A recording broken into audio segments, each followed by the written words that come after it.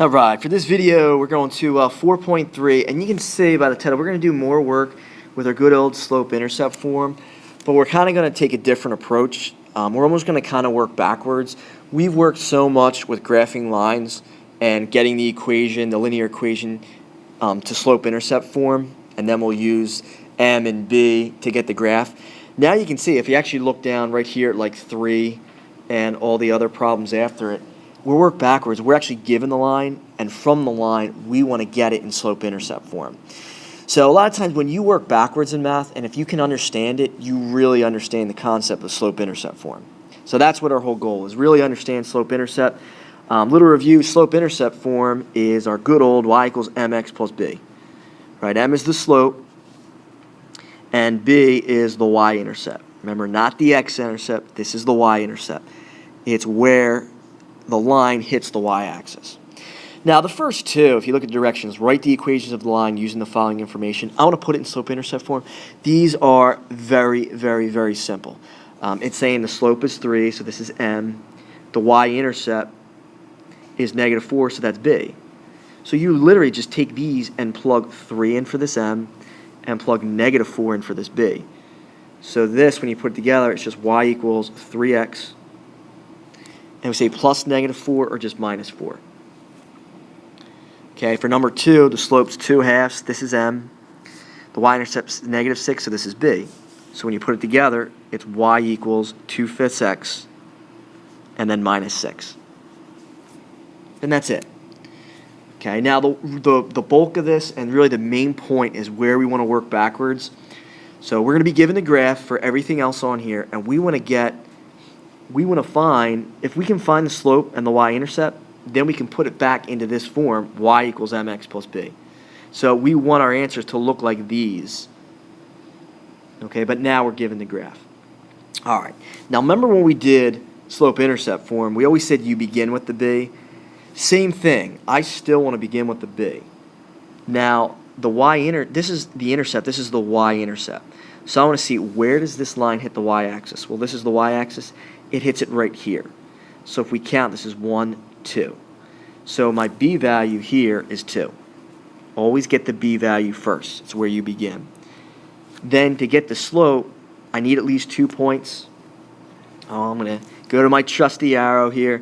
First, I can see this line goes up left to right, so my slope's going to be positive. And let's just count. My rise is 1, 2, 3, 4.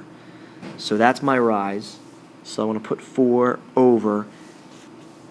Okay, I went up. Let's see here. 1, 2, 3, 4. Now I go to the right, so the run's going to be positive as well. I go to the right. 1, 2, 3, 4, 5. So my run is 5. So therefore, my slope is 4/5. And that's all you need to do. Find m, find b, and then don't just stop there. It says it wants the equation in slope-intercept form. So just put it together. It's y equals mx plus b. M, we figured out, is 4/5. So it's 4/5 x. Don't forget the x. B, we figured out, is 2. So it's 4/5 x plus 2. And if you really wanted to check this, well, you say, all right, this is the y-intercept, which is at 2. My slope is 4/5, so we go up 1, 2, 3, 4. I go to the right 5. 1, 2, 3, 4, 5. And it matches up right there. Okay, I'm going to skip number 4. Number 4 is actually kind of a tricky one because you can see, it doesn't hit exactly at a whole number for the y-axis. So we'll save that one for tomorrow in class. Okay, let's skip to number 5. Okay, there's 2 things I want to find, m and b. B is where we begin our graph. So we always ask ourselves, where does this hit the y-axis? So I go down here. This goes down 1 from the origin. So b here is at -1. So let's put b equals -1. Okay, then I want to find the slope. Go to my trusty arrow here. This line goes down left to right. So I know right away, I'm going to put this in here right away. And I'm going to put negative, and then I'll just leave it as a fraction. I know slope's got to be negative. Okay, let's say I start with this. I go down 1. So the rise, I'll say, is -1. So I went down. Here it is. I went down 1. Now moving to the right. So the run's going to be positive. I move to the right. 1, 2, 3. So the run is 3. So I've proven there that the slope is negative 1/3. When I put it together, I have y equals negative 1/3 x plus b. B in this case is negative 1, so I put minus 1. All right, let's just do one more. Let's just move over to number 6. So I'll slide over here. At this point, I would try to do 6 on your own. So I would stop the video right now, do 6 on your own, and then come back to it and see if it matches up with the work and the answer that we get for 6. All right, again, we're going to start with B. Same thing here. I ask myself, where does this line hit the y-axis? Here, it hits it right at the origin. So the y value here is 0. So I'm going to put b equals 0. Now m again. Okay, I'm going to ask myself, does this line go up left to right or down left to right?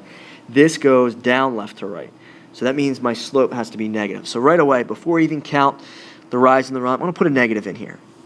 And then I'll put the fraction. Now let's use the arrow to count the rise and the run. Okay, let's start from this point. I'm going to go down 1, 2, 3 units. So my rise is negative 3. So I went down here, 1, 2, 3. Now when I do the run, I'm going to go to the right. That's going to be positive. So I go to the right 1, 2 units. So that bottom there is just positive 2. So my slope here is negative 3/2. So when I put this together, my equation is y equals negative 3/2 x. Now b is 0. You could put plus 0, but I said that's kind of redundant. You know, you don't say, hey, I'm going to add 0. Adding 0 does nothing. So really, you can just leave it like this. Y equals negative 3/2 x, and that's it right there. If there's nothing added on to this, it means that you start at the origin, so b is 0. All right, so all the other ones we'll do in class tomorrow, but really, we're going backwards here. So always begin with b. Find b first, and then find the slope between the 2 points, put it together, and you'll get your equations that look like this.